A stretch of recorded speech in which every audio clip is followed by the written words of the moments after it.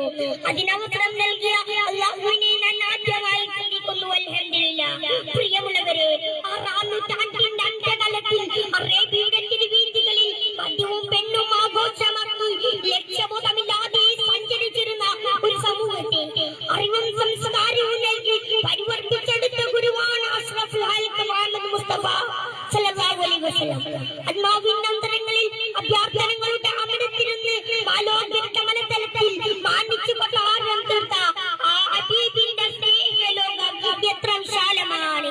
തൗഹീദിന്റെ സംസ്ഥാപനമായി നിർമ്മിക്കപ്പെടുത്തിയ നബി സല്ലല്ലാഹു അലൈഹി വസല്ലം തങ്ങൾ ഒരു മനുഷ്യന് തന്റെ ജനനം മുതൽ മരണം വരെ അദൃശ്യമായ സർവ്വതല സ്പർശിയായ ഒരു മാതൃകാരേഖ വരച്ച് കാണിച്ചുകൊണ്ടാണ് നമ്മളിൽ നിന്നും കടന്നു പോയത്.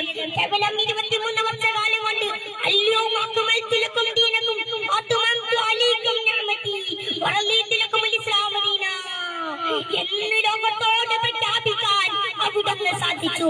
ഈ ഒരു പ്രഖ്യാപനം നടന്നപ്പോൾ അക്രമവും പ്രയാസങ്ങളുമായി വർഷങ്ങളോളം തന്റെ പിന്നാലെ നടന്ന ശത്രുക്കൾ നബിക്ക് മുന്നിൽ നിസ്സഹായരായി നിൽക്കുകയാണ്. എന്തായിരിക്കും ഞങ്ങൾക്കുള്ള ശിക്ഷ എന്ന് പ്രതീക്ഷിച്ച് ഭയന്ന് നിൽക്കുന്നവരോട് അവിടുന്ന് പറഞ്ഞു, അൻതുമുത്തലക്ക, നിങ്ങളോട് അധികാരമില്ല, നിങ്ങൾ സ്വതന്ത്രരാണ്.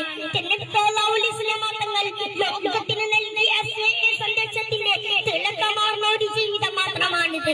ശത്രുക്കളുടെ പ്രയാസങ്ങളിൽ നിന്നും ആശ്വാസത്തിന്റെ തണൽ തേടി നബി സല്ലല്ലാഹു അലൈഹി വസല്ലം തങ്ങൾ സ്വന്തം മാതാവിന്റെ മുന്നിലെത്തിയപ്പോൾ സഖീഫ് ഗോത്രത്തിന്റെ ഭാഗത്ത് നിന്ന് ദാരുണമായ ചില സംഭവങ്ങൾ ഉണ്ടായി.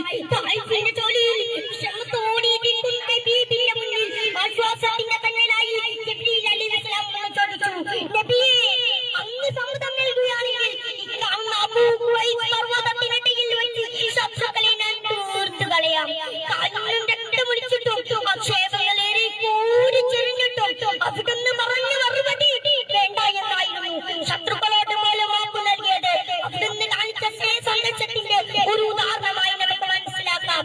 അക്രമങ്ങളുടെയും ആൾക്കൂട്ട കൊലപാതകങ്ങളുടെയും പിന്നാമ്പുറം പരിശോധിച്ചാൽ മദ്യം ഒരു വില്ലനായി വരുന്നത് നമുക്ക് കാണാൻ സാധിക്കും.